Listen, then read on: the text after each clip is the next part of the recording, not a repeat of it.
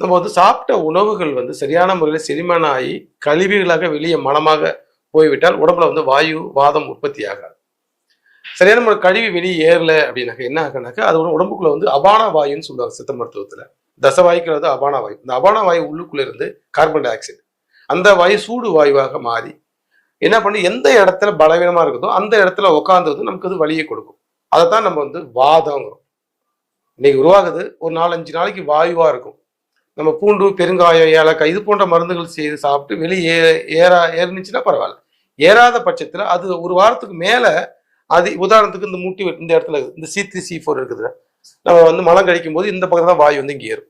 ஒரு வாரத்துல இந்த வாயு வெளியேறல அப்படின்னாக்க இந்த இடத்துல வந்து வாதமாக மாறும். இதைதான் வந்து சகனவாதம் சொல்லுவாங்க. 84 வகையான வாதத்துல இந்த கழுத்துல இந்த பக்கம் காக்கட்டை வர்மம் இந்த வர்ம தலங்கள்ல நமக்கு வந்து பிரச்சனை தான் இது வந்து சகனவாதம் அப்படின்னு சொல்லுவாங்க. இங்கிலீஷ்ல வந்து C3 C4 சர்விக்கல் அப்படின்னு சொல்லுவாங்க. Cervical point C3 C4 C5 C6 இங்க C1 அப்ப C7 வலிக்குது.